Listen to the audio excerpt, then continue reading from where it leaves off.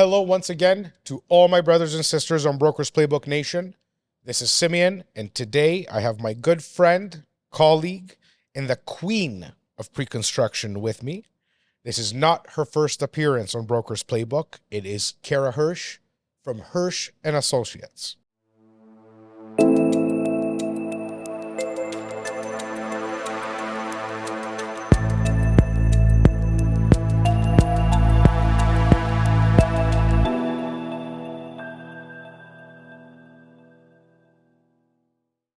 Cara, welcome to the show. Thank you for having me.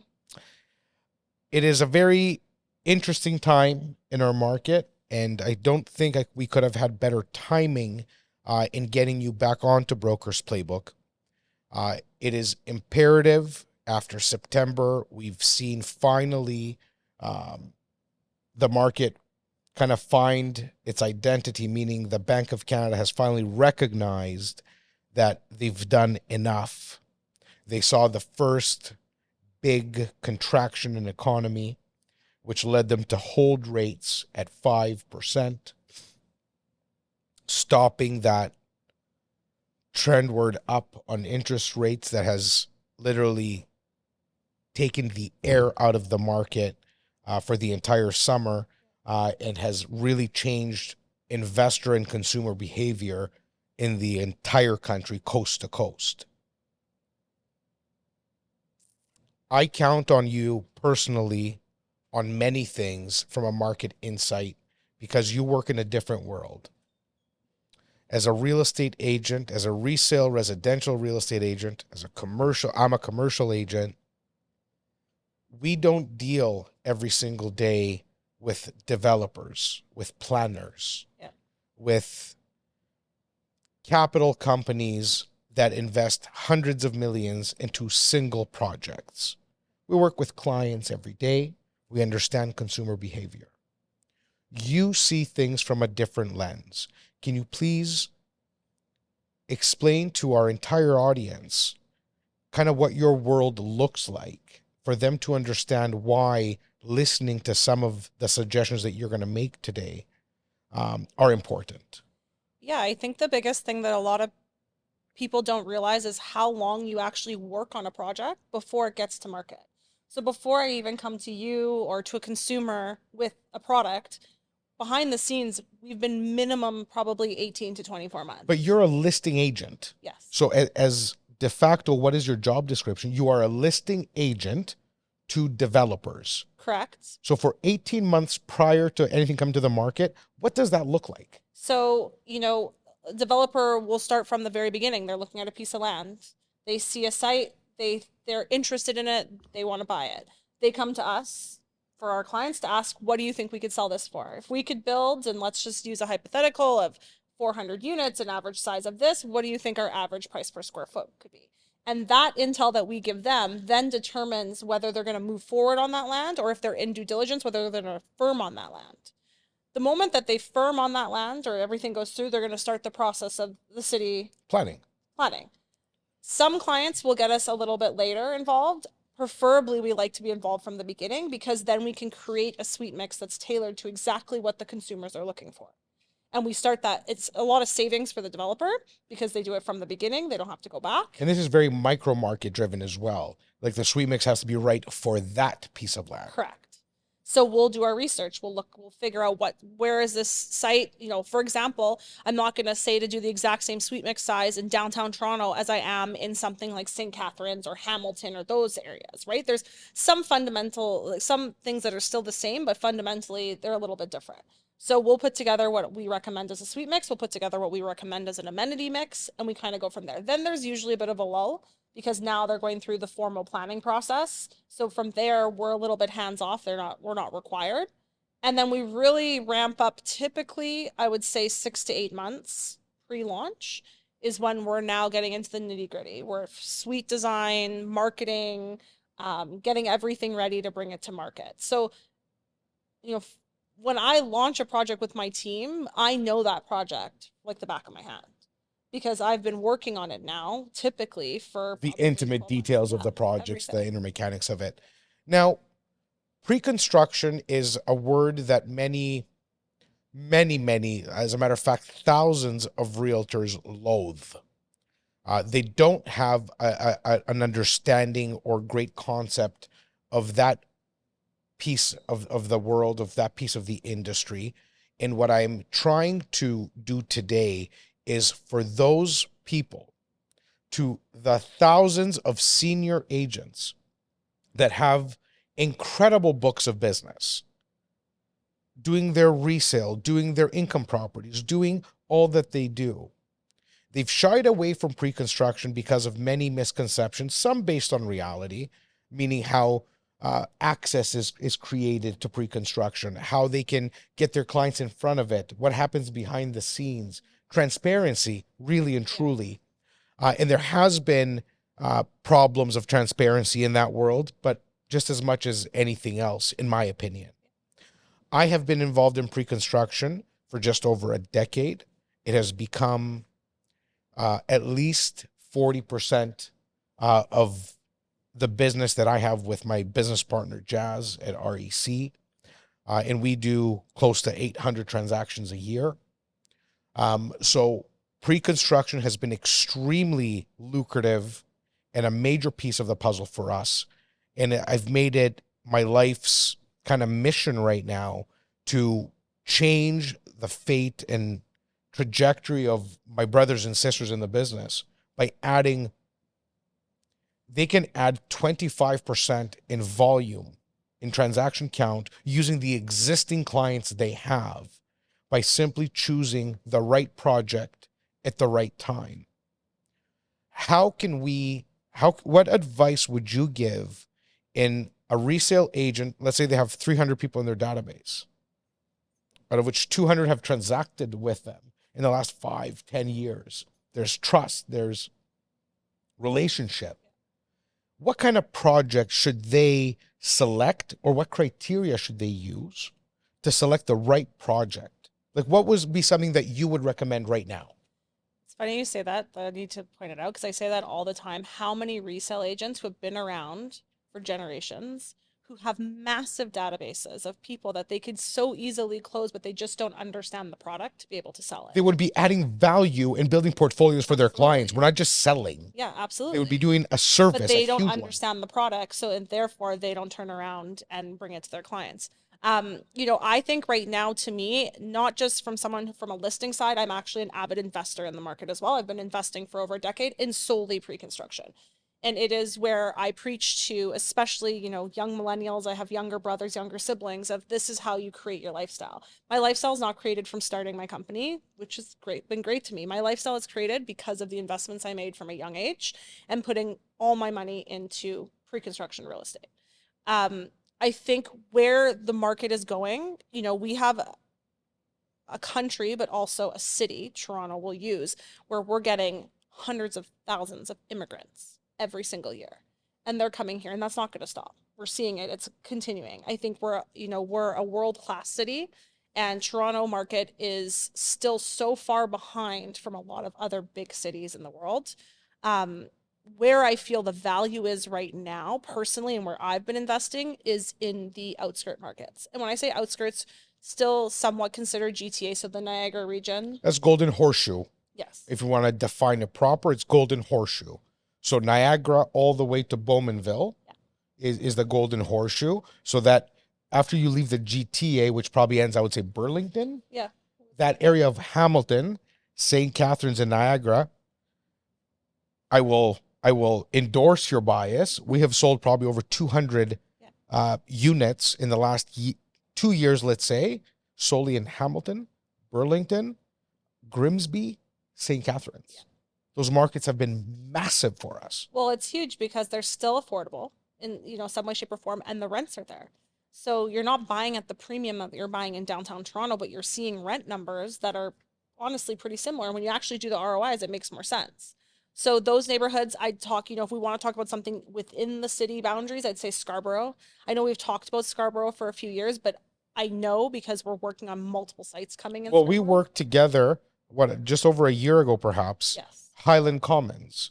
That was a development by Altry. Yes. That we worked together, and that thing sold out in 3 days because it was the only new modern condominium residence beside University of Toronto Scarborough campus. Which is their biggest campus.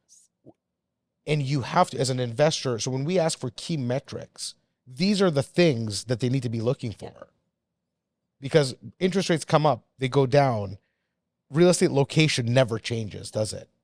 And I think, I'm a big believer in going into markets that are up and coming.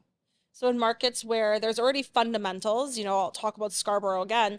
We have quite a few clients with sites down there. All of Kingston Road's going to be redeveloped. It's going to be 100%. changed. And it's because, one, fundamentally land is less expensive and the numbers make sense there. But also you're going to see is affordability, like let's not shy away from it. Affordability is a huge problem right now. And it's a huge problem in any big city. And it will continue to be. And it will always be a problem. It's not going to change. So what's happening is more and more people are going to want the conveniences of city living, but they can't afford to live right downtown. So they're going to come out and they're going to look for those conveniences of different areas. When you buy into a location that is up and coming in the sense of there's already established neighborhood, but there's development going on down the street or throughout that entire neighborhood, your value is going to go up. I think the last time I was on this podcast, we talked about 36 Zora. Yes. And that is now occupying. And you look at when we launched 36 Zora, we created the mark of the Queensway. There was projects there, no one really talked about. There's been at least 36 projects since Zora. Yes. And there's projects launching literally over the next 4 weeks. I know of at least 3 launching on the Queensway. And let's talk about fundamentally, we launched in the 800s a square foot, which at the time was high for the Queensway. And we were the highest priced product. And now you're down the street, they're launching for over $1,200 a square foot. So you're seeing the growth. So we're not in a rush. And this is way too important. So Zora was what, 2018? 2019. 2019, even better. So in 2019, we sold 36 Zora for $800 a foot. $850, I'd say. I have team members on my team right now that have bought there, and I have many clients who bought there. It was a very successful project. But you mentioned we're selling now at $1,200 a foot. And $1,200 is actually a deal right now. That is a delta of $400 per square foot. If the average unit is 500 square feet, which is higher, but let's just use easy math here. A 500 square foot unit times $400, it's as simple as this. It's $200,000 more expensive to buy on the Queensway today than it was only 4 years ago. Exactly. And this is in a market that has contracted vicious the last year and a half. Yes. Since January of 2022, we saw rates take 11 or 10 increases, with us celebrating a pause in interest rate at 5% out of our central bank, out of the Bank of Canada. Yeah. So although the economy went up and down, we still stand at a trajectory of $400 a square foot of a profit delta. And then let's talk about rents.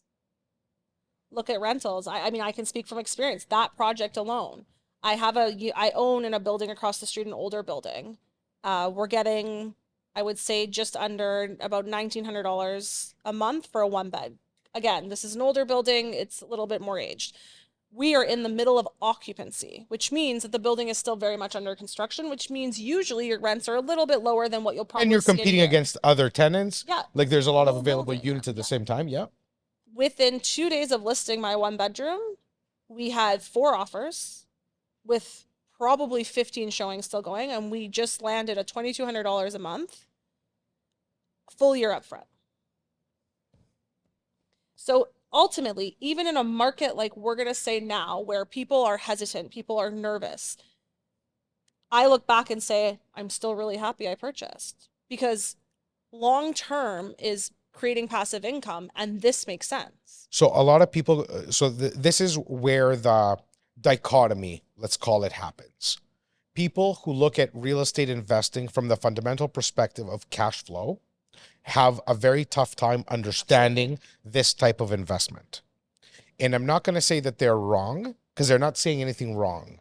They're saying if you're going to invest this much cash and you want to be a conservative real estate investor, following the conventional, timeless strategy of investing in cash flow, buying pre-construction in Toronto is not in that strategy. Those people, should they follow their own advice, would not have ever and will never continue to make hundreds of thousands of dollars based on educated data analysis that will tell you that although your investment may or may not be cash flow positive, depending on external factors, what is going to be the case that a 40-year track record in the city of Toronto will indicate a 6.9% appreciation per annum. Yeah. For anybody who wants to say, well, if you take a 40-year line on anything, you're going to find on this, that, or the other, I would ask anybody. This is a timed episode. We're at the end of September taping right now, to take the last 5 years, which is half and half, good and bad, 10 years, 15 years, pick the time. Not all markets. We're talking about the GTA. We can talk about Hamilton. We can talk about St. Catharines. I have, as a commercial investment-focused broker, it is all I do. I live and breathe these numbers. I know exactly this is what you do to give insight at the highest level. Your clients are spending $200 to $600 million on every move they make. Yeah. So what we're saying is that this type of investment not only works, when done properly, your clients, if they're going to make a $200,000 delta, that means they can refinance this unit at today's money, refinance, take all their money out, have no money in their investment, and do it again. To any agent listening, if you do not understand this for whatever reason, whether we're able to explain it in a language you understand or not, if you don't, it is your duty to reach out to us, where we can actually break it down in any way that it makes sense to you, because all of you are leaving tens or hundreds of thousands of dollars on the table, not in my opinion, factually, because we're making those transactions happen and our clients are building wealth, which is refueling our funnels with existing trusting relationships to do it again. And to go back to a lot of these resale agents who have clients whom they can do exactly what you're saying. It's exactly how I've built my portfolio. My husband and I, we have no money in our properties. We pull our money out, we refinance, and we use that money to rebuy. So it's a constant, and again, we don't over leverage. I think this is the one thing. 100%. You have to be careful. You have to understand fundamentally how much you can do and when you need to stop, or, maybe this one will put 20% in for a little while and a year later we might pull the money out because that's what makes sense right now. But fundamentally, we have built our portfolio starting with 2 properties with 20% in on those 2, and been able to grow it to, I think now we're at 15 in a matter of 10 years, because we use the cash and the equity that we have from properties. And that's why I always say, with resale agents, you have these databases of people whom, if you educate them properly, but you have to understand how to do it.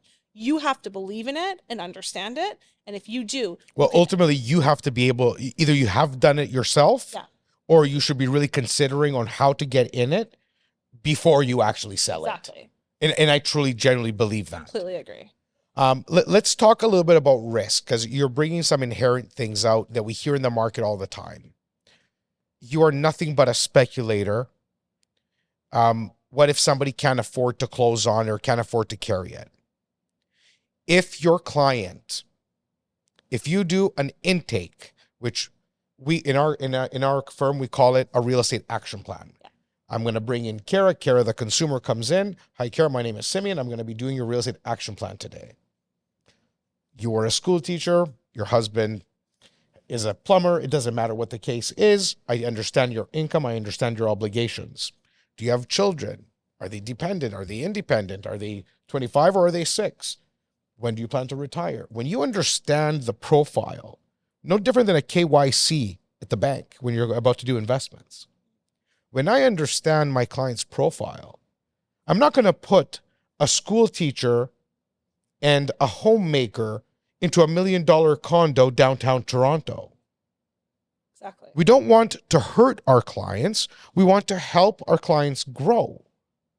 Everything we give advice on should be the exact same as you always have given advice to your resale clients, purchasing something they can afford, something that they're comfortable with, something that they understand.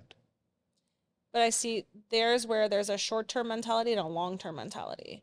Because how many times do we see that agents just push their clients into a product? We're seeing it now in the assignment market. 100%. Where they were told they could just flip their unit. I can tell you confidently myself, any friends and any family that I put into investments, you buy knowing you're closing. 100%. I never bought to flip a property, because that to me, like you've said, is speculation. And if the market changes, which we're seeing it happen right now, that is when you get hurt in real estate. So I will tell you that, and we've been on tape about this every single webinar we've ever done, consumer facing, where we speak to our investor clients. If anybody, whenever they ask, can I assign this? Of course you can assign it, but if you're buying to assign it, you're not buying it with us. Yeah. We won't sell it to you. Find an agent. There is plenty of agents that will sell you anything. Yeah. We won't. And the reason an assignment should be looked at only for what it is, meaning a convenience to get into your corp when you need to for a tax strategy, or if an emergency happens, such as life happens, things change. Yeah. You can make an urgent exit if you need it, should you need it. Yeah. But not as an investment strategy. That is speculation and gambling. Yeah. Absolutely. And that's where the risks entail. And we're seeing it now, right? And I think for a lot of agents that I've seen from the resale side is they look at it, oh, this is just a great way to get in, and I'll just push my clients to assign. And then here you are, now all of a sudden your clients are looking at you and they can't assign their unit, or they can't get the money that they wanted to get for that assignment. Because again, we all know the real estate market goes up and down. And the only way to lose is if you have to sell during a low. So as long as you can hold on to it, the real estate market's going to go back up. We all know that. We're all seeing that. And I believe that not only to be true, I believe that to be the case. The long game versus the short game. Short game can have high rewards, but it can have high losses. The long game will always serve you in the most noble of ways with consistent and ongoing profits and financial freedom, guaranteed in anything, including stocks. Because people always ask me, do you believe in real estate or stocks? Obviously, I'm biased to real estate because I know real estate from the core. Yeah. It's what I do. So no, I don't buy stocks. But when I see my brothers and sisters, my colleagues in other businesses, I have friends with 1 million financial planners. Well, guess what? They're loaded with stocks and bonds and all the things because that's what they know. Yeah. They all do just great because they have long game mentality. But they also share the horror stories, like when the pandemic first hit, or out in the last year when Tesla stocks and all the things fell. People got nervous. Chose to buy a Tesla in the last year, by the way. Good for you. But people get emotional. Yeah. And emotions cause losses. That is well documented, well known. In real estate, those people who bought emotionally are also going to sell emotionally and are going to be the anecdotes the media uses for the purposes of sensationalizing any situation. The investors, and I can speak for our investors in our database, in our world, in our network, 85%, because we just did an analysis, are not only closing, are planning on holding for up to 5 years, knowing that the circumstances in the current environment is going to cause a lot of emotional investors to exit, and they're going to be there to pick up the pieces. So savvy investors are seeing the blood in the water, and they are preparing and recalibrating their portfolios to create liquidity to actually buy more. I want to go back to your world a little bit. Can you identify 3 markets right now that our colleagues, both in mortgage and real estate, should be looking at for their clients, getting their clients involved and educated in? Where would you say some of the best opportunities in GT or in the GH Greater Horseshoe area, as well as Canada in general. What do you feel about Calgary, where we've seen such a big rise? Like, am I allowed to talk about Calgary? You absolutely are, because I know you have clients there Yeah. too. You know, I think I'm still not someone who's shy to investing in the GTA and in Toronto. I believe in our market. I think we talked about Niagara briefly. To me, Niagara is a big one right now. I think the numbers make sense. We have projects that are actually, you know, we're doing a rental guarantee on one lot 16 where it's cash flow positive. Please tell me where. I know a lot of people are offering rental guarantees, but I can almost guarantee you a lot of them aren't cash flow positive. And I can also absolutely confirm that because I run the numbers. Yeah. So here we have something that's actually cash flow positive that makes sense because you're looking at price points that make sense. It's a great way for investors to get into the market if they haven't been in the market before, or for someone, to your point, who's a savvy investor, and instead of buying one unit, they can now spread that deposit out and buy 2 units in an area like the Niagara region because of the pricing. I think Scarborough is going to be certain pockets of Scarborough are going to be the next big investment. They're starting to coin that side of Scarborough by the Bluffs or coastal. Yeah. So it's starting to rebuild an entire momentum of feeling and kind of like a mood board, like the way we see it in design and architecture when they draft up like what something's going to look like. Kingston Road has been the armpit of Toronto and Scarborough for a long time, and for good reason. It was run down motels, where it fostered criminal activity and community housing that gave it a bad name, where now we're seeing a complete regentrification and repositioning of even the cooperative housing, where it stays in the area, but it's done in an area that's respectable to humanity and done in a way that's great for the community. It's honestly, so it's funny. If you asked me 5 years ago about Scarborough, I mean, I talk about how it was going to blow up, but never really truly believed in it. And until, I would say, in the last few years, you know, one of my clients has bought up a ton of property up on Kingston Road. But when you actually go there, like Cliffside Village, we have a site right there. There is a path literally that's going to be right behind the building down to the beach. Where can you get that in the city of Toronto? And you can drive to the city within less than 30 minutes. You can And jump on a P.S., GO train. that beach specifically, that area of the Lake Ontario looks exotic. You don't even The know you're in Caribbean. Canada. For real. It's unbelievable. Yes. Like you go there and you forget that you're in, like you said, Canada, or even in Toronto, never mind. Yeah. So it's those little things that when you actually go into these pockets and you know, I'm a visionary, so I can see it. I can walk in and see, I understand what they're doing there and where it's going to change. I think those pockets down Kingston Road, those areas are honestly, truly going to change, and not from a high rise. You know, they're more mid-rise buildings. And I think it's going to add a lot of character to an already established neighborhood. Because if you walk down the Cliffside, the Birchcliff areas, the homes on there are reselling for substantial amounts of money. Oh, they're multi-millions. Absolutely. Sure. But when you hear Scarborough and you hear Kingston Road, you don't think it. No. Right? So I think that's an area to watch, and there's going to be a lot of growth there. And then we'll talk to Calgary because I have clients out. Let's speak to Calgary. So as far as our native market, but like our listenership is North America wide, definitely Canada wide. So for GTA, for our biggest piece of our listeners who are local to Ontario, let's say, you're saying Niagara region, by far is huge. East Toronto, Scarborough is huge. And give me one more market. I would say the Yorkdale market, like the Keel, Wilson, 401 neighborhood, Marley. There's a whole bunch coming down Marley Street. Again, the conveniences being by subways, but not right downtown. There's a lot of growth coming there too that I see a lot of potential. Amazing. Thank you for that insight. Calgary, let's go to Calgary. It's been all over the news. Fastest growing, fastest trajectory of rental, fastest. Technology is coming. Dependency on oil is dropping.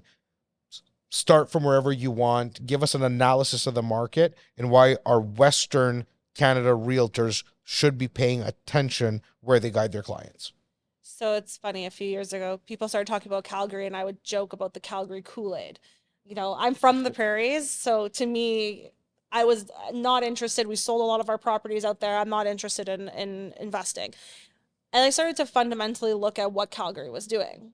Or Alberta, let's just talk about the provinces in whole. You have a government that's actually investing money in infrastructure into Calgary. So again, to your point, they're not relying, they've recognized that they can't rely on oil, because that is what makes our market great and what kills their market every time. It's cyclical. Every So time. now they're the biggest tech sector, growing tech sector. There's incentives for corporations to come, especially downtown Calgary. Downtown Calgary is going to be completely different in 5 years. So had a client come to me, talk about Calgary, went out there, went to go look at the site, thought about it. Okay, great. I see that the market's going up there, but I needed to believe it. And again, coming from someone who lived in the prairies, who grew up in the prairies, I can confidently say when I got there, I said, I understand it. This Calgary to me is where Toronto was 10 years ago. Yes.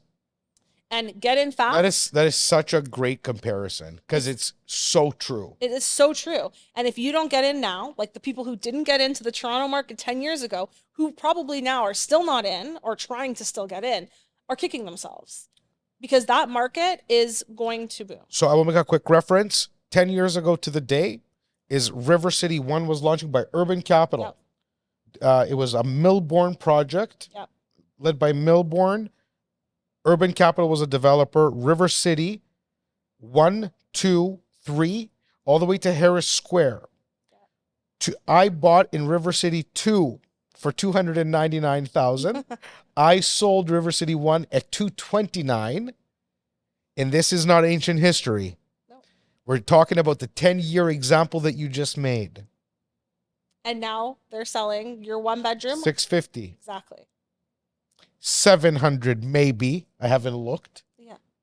Because I will never, ever, ever sell it unless my entire world is a whole different story. Yep.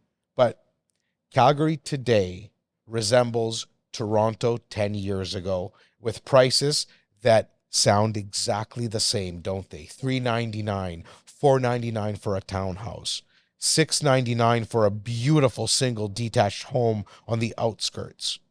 But the biggest fundamental about Calgary is not just about the pricing, but about how much immigration they're getting there. So what really caught my attention and why I personally decided to invest in Calgary and put multiple friends and family members into the site that we're doing downtown is, okay, we talk about the government investing infrastructure into downtown specifically, and into Alberta as a whole. You have no land transfer tax. You have no taxes. Your closing costs are $1,500 to $2,000. It's versus $40,000. Exactly. We're at $30,000 to $40,000 in closing costs, irrelevant to anything else. So you have that. So that's a big one. Huge. The biggest thing, though, is I was at a breakfast for Zonda, actually, who does a lot of market research, and they talked about last year alone, 100,000 people from Ontario moved to Alberta, and majority of those people landed in Calgary. And that's migration. That's Canadian citizen migration. And that's just Toronto. That's just here in Ontario, or from Ontario, moving over to Alberta, and majority are landing, like usually when they come to Ontario, they land in Toronto, they're landing in Calgary. That was the one key thing that sold me that I ended up literally the next day signing on. I'm going to introduce you to Patrick Francie. He's the CEO of the Real Estate Investing Network in Canada. He is one of the most, not to pump anyone's tires, but he's definitely one of my mentors from a research perspective. The man loves his numbers, and he has a really nice way of portraying them and articulating them in a way that the consumer, he's consumer facing. Yes, but he is somebody that you would enjoy speaking to because he can help with our consumer facing assets. And for anybody watching as an agent, you need to know what consumers have for their education, because you as their broker, the whole point of this conversation is to elevate your game, to speak to your consumers, to your clients in a way that you're enriching their life, bringing value to their portfolios, to their investments. What kind of investment do you feel is the right type of asset to buy in Calgary? Is it single family homes?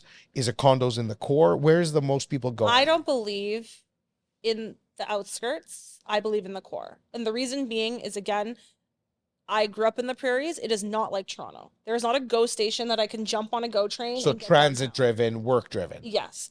I believe in the core right now of Calgary personally. And the reason that, I put a lot of friends and family in there too is because there's a lot of growth coming there. There's a lot of focus from the government. They're redoing the whole Saddle Dome where they do the Stampede. There's lots of infrastructure going in there. So to me, again, we look at Toronto where people want to live, work, and play all in the same neighborhood. If any of our colleagues out there have interest in getting their clients to look at some opportunities, you have ongoing projects right now, Yes. and you have a pipeline of things there where they can always reach out, etc. Yeah. I think we've gone to fabulous places on this podcast today. I'm gonna remind everyone this is Cara Hirsch, CEO and founder of Hirsch and Associates. They are very responsive and incredible to work with. If you have any questions for Cara, feel free to reach out to our team at community@brokersplaybook.com. All her socials, her website, and her contact info is going to be on the website and, of course, on all the social channels. Until next time, Cara, thank you for joining me. Thank you. Thank you for sharing your insight and advice. I think it was very valuable, and I hope all of you will provide your feedback by commenting and sharing anything you see. Until next time.